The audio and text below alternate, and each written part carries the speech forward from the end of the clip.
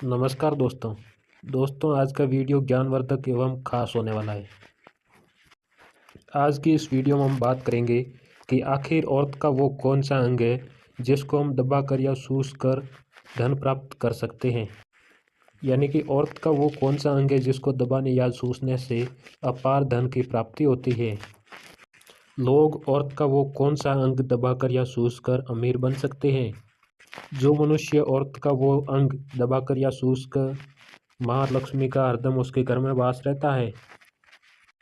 तो आज की इस वीडियो में हम बात करने वाले हैं कि औरत का वो कौन सा अंग है जिसको दबाना या सूसना जरूरी है। नमस्कार दोस्तों, आज का वीडियो बहुत ही खास और ज्ञानवर्धक होने वाला है और आपका मेरे चैनल पर बहुत बहुत स्वागत भी है। दोस्तों, आपको पता चल ही गया होगा कि आज के इस वीडियो में हम क्या सीखने वाले हैं। तो चैनल को सब्सक्राइब करें और वीडियो को लाइक करें एवं कमेंट बॉक्स में हर हर महादेव ज़रूर लिख दें। दोस्तों, एक बार की बात है कि एक गांव में एक शिव नाम का व्यक्ति रहता था। वह अपनी पत्नी से बहुत ज़्यादा परेशान था क्योंकि उसकी पत्नी बार बार बात बात पर झगड़ा करती रहती थी और उसकी पत्नी बात बात पर ताना मारती रहती थी कि आपके पास है ही क्या, घर में तो कुछ खाने पीने के लिए भी नहीं है। दोस्तों, उसके घर में बिल्कुल कंगाली सी आ गई थी। न ही घर में कोई रुपया था और न ही उसके घर में खाने के लिए कोई अन्न का दाना था। एक तो खाने के लिए दाना नहीं था और ऊपर पत्नी का ताना। वह बहुत परेशान हो गया था और समझ में नहीं आ रहा था कि क्या करूं मैं। दोस्तों, एक बार की बात है, शिव अपने घर से सुनसान रास्ते की ओर निकल गया। वह सुनसान रास्ते पर चल ही रहा था और एक साधु उसको दिखाई दिया और उस साधु की तपस्या के पास में चला गया। जब साधु ने अपना तप खत्म किया तो शिव उसके सामने रोने लगा।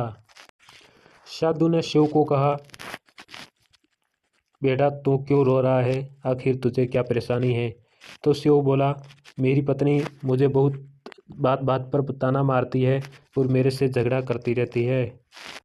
मैं बहुत गरीब हूँ, मेरे घर में कंगाली सी आ गई है और एक रुपया और खाने के लिए दाना भी नहीं है। मैं क्या करूँ, कितना भी कमा लूँ फिर भी मेरे घर में कोई रुपया या दाना नहीं टिकता है।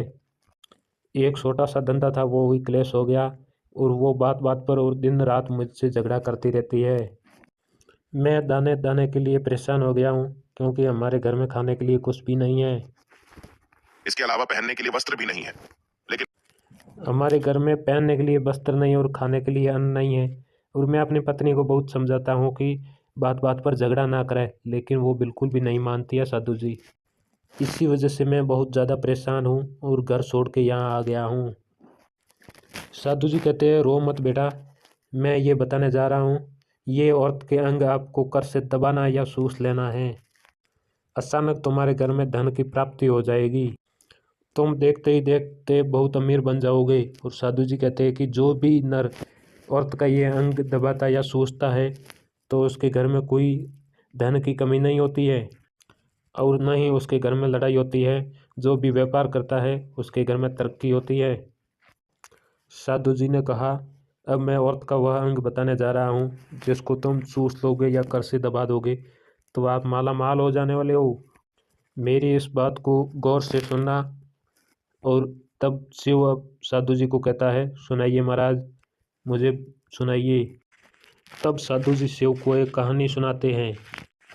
एक नगर में एक किसान रहता था। उसके पास में बहुत सारा खेत था और वो दिन रात अपने खेत में मेहनत करता था। उसके खेत में वह किसान और उसकी पत्नी रहता था। उसके बीच में बहुत अच्छा प्रेम था। वो किसी भी बात पर लड़ाई या झगड़ा नहीं करते थे। इसी वजह से उसके घर में सदैव लक्ष्मी माँ का वास रहता था। उसके खेत में इतनी पैदावार होती थी कि वह दिनों दिन अमीर होता जा रहा था। उस किसान और उसकी पत्नी में इतना प्रेम था कि आसपास के लोग भी उसको देखकर जल जाते थे। धीरे धीरे उस गांव के सभी लोग जान गए थे कि इस किसान और उसकी पत्नी में इतना ज़्यादा प्रेम है और धीरे धीरे ये बात उस नगर के राजा को पहुंच गई। जब उस किसान और उसकी पत्नी की बात राजा तक पहुंच जाती है तो राजा भी उस किसान और उसकी पत्नी के प्रेम की बहुत ज़्यादा तारीफ करते हैं। वो राजा भी सभी को बताते हैं कि हमारे नगर में एक किसान और उसकी पत्नी रहते हैं और उसके बीच में इतना प्रेम है जो कि आज तक मैंने कभी किसी के बीच में नहीं देखा। एक बार राजा सभी को बोल देते हैं कि इस नगर में जितने भी लोग हैं सभी लोग अपने घर में घी का दिया जलाएंगे। राजा की पत्नी बोलती है कि आप ऐसा क्यों कर रहे हैं, सबके घर में घी का दिया क्यों जला रहे हैं। राजा अपनी पत्नी को बोलता है, दीपक प्रेम का प्रतीक होता है और जिसके घर में दीपक जलता है उसके घर में शांति बनी रहती है। और मैं चाहता हूँ कि जो प्रेम किसान और उसकी पत्नी के बीच में है वो प्रेम अपनी पूरी नगरी में बना रहे। तो दोस्तों राजा के सैनिक पूरी नगरी में जाते हैं और सभी को बोल देते हैं कि आज रात को घी का दीपक सभी को जलाना है। तो दोस्तों राजा की बात मानकर सभी नगरी के लोग घी के दीपक जला देते हैं। लेकिन जब आधी रात होती है तो सभी दीपक बुझ जाते हैं, लेकिन किसान के घर का दीपक वैसे ही जलता रहता है। दोस्तों दीपक किसान की पत्नी जलाती थी और उसकी पत्नी किसी का भी कहना नहीं करती थी। जो उसके मन में होता था वो अपनी मनमानी करती थी। लेकिन किसान को इस बात से कोई परेशानी नहीं होती थी। वो बहुत समझदार था कि मैं अपनी पत्नी से रोक टोक करूँगा तो घर में बेवजह ही लड़ाई और झगड़ा हो जाएगा। तो इसी वजह से अपनी पत्नी की सभी चीज़ों को अनदेखा करता था। अनदेखा इसलिए करता था कि अपने घर में प्रेम बना रहे। राजा अपने महल के ऊपर चढ़कर पूरे नगर का नज़ारा देख रहे थे। उन्होंने देखा कि आधी रात के बाद में सभी घरों में दीपक बुझ गए हैं, किसी के भी घर में दीपक नहीं जल रहा है, लेकिन किसान के घर में अभी तक दीपक जल रहा है। तब राजा अपनी पत्नी को बोलता है कि देखो किसान और उसकी पत्नी के घर में दीपक अभी तक जगमगा रहा है, बाकी सभी के दीपक बंद हो गए हैं। इसी बात से पता चलता है कि किसान और उसकी पत्नी में कितना प्रेम है। तब राजा की रानी बोलती है कि जो किसान और उसकी पत्नी में प्रेम है वो सब उसकी पत्नी की वजह से है।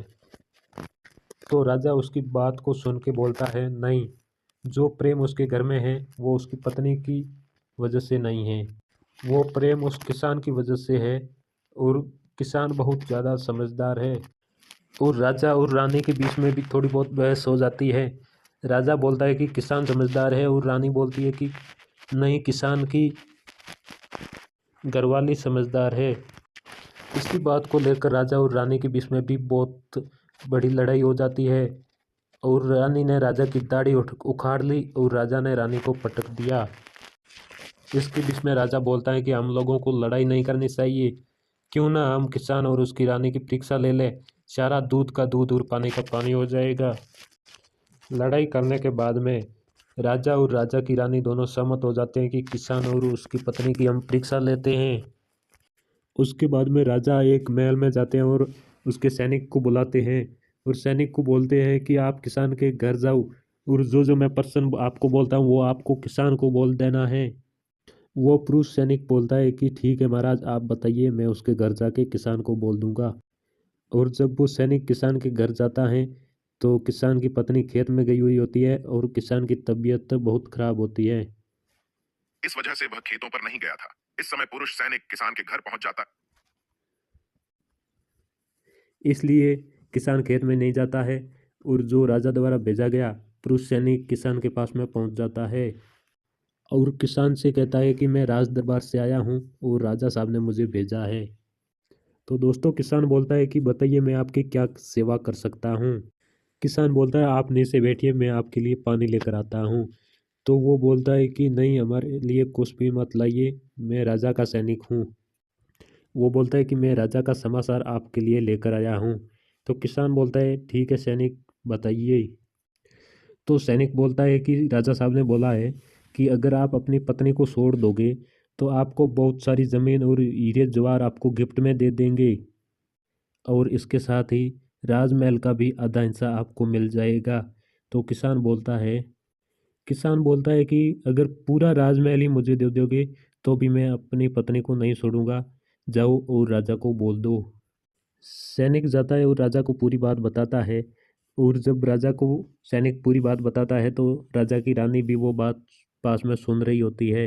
राजा की रानी बोलती है कि आपने किसान की तो परीक्षा ले ली, लेकिन किसान के पत्नी की परीक्षा अभी तक नहीं ली है। इसलिए हम पूरा पता नहीं लगा सकते कि किसान और उसकी पत्नी में कौन समझदार है। इसलिए मैं किसान की पत्नी की पूरी परीक्षा लेना चाहती हूँ। जब दोनों की परीक्षा हो जाएगी तब पता चलेगा कि कौन समझदार है। रानी ने भी एक सैनिक को बुलाया और बोला कि मेरी बात किसान की पत्नी को बोलना और याद रखना।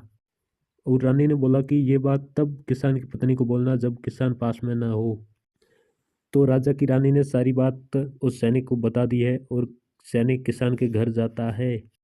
तो किसान की पत्नी को आवाज़ लगाते हैं तो किसान की पत्नी उसके सामने आती है और बोलती है बोलिए।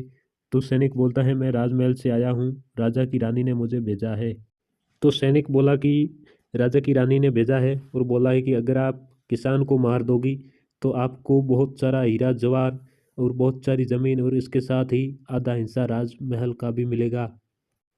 तो किसान की पत्नी बोलती है कि ठीक है मैं मंजूर हूँ और इतना सारा धन मुझे राजा की रानी देगी तो मुझे अपने किसान को मैं मार सकती हूँ। तो सैनिक बोलता है कि राजा की रानी को कैसे पता चलेगा कि आपने किसान को मार दिया है।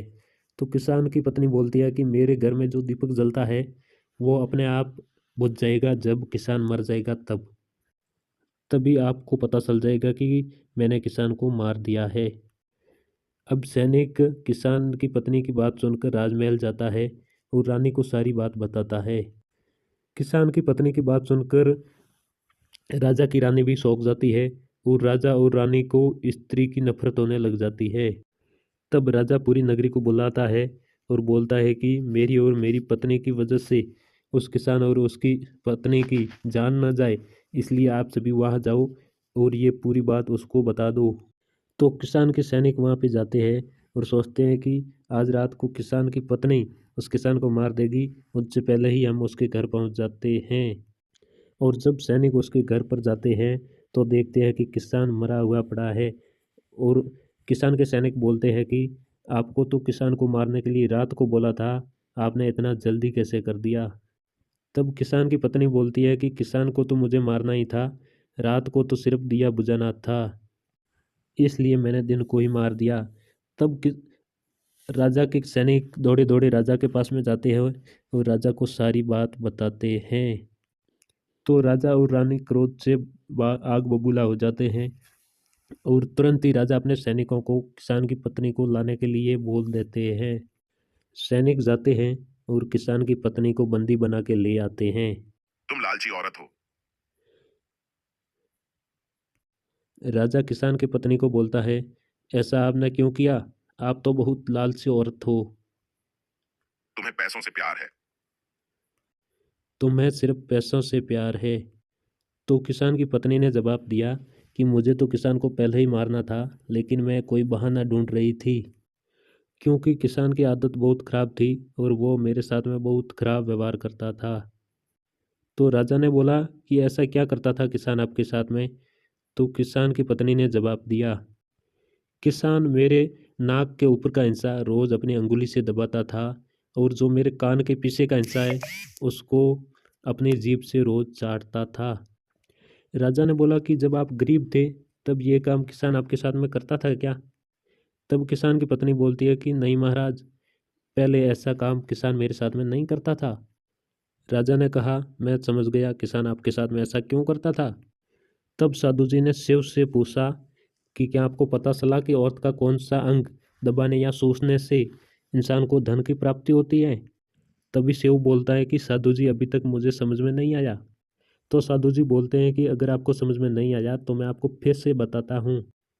किसान अपनी पत्नी के साथ में पहला काम करता था कि वो अपनी पत्नी के नाक के ऊपरी हिस्से को अपनी अंगुली से दबाता था।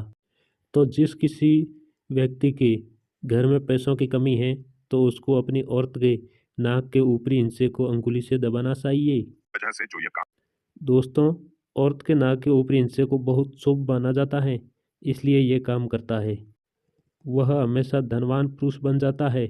और दूसरा काम है जो भी पुरुष अपनी पत्नी के कान का पिछला हिस्सा अपनी जीभ से स्पर्श करता है उसके किस्मत के द्वार खुल जाते हैं, उससे अचानक धन की प्राप्ति होती है।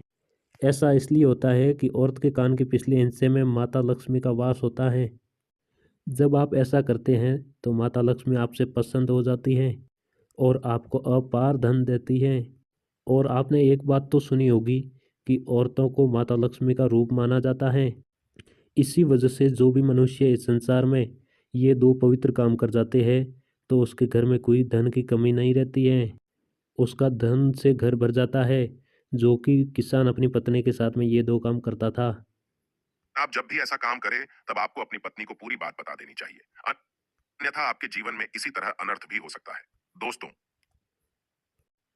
अगर दोस्तों आप भी ऐसा काम करें तो ये पूरी बात अपनी पत्नी को बता देनी चाहिए, नहीं तो अनर्थ भी हो सकता है। तो दोस्तों आज का ज्ञानवर्धक वीडियो आपको कैसा लगा कमेंट में ज़रूर बताएं और कमेंट बॉक्स में हर हर महादेव ज़रूर लिख दें। आज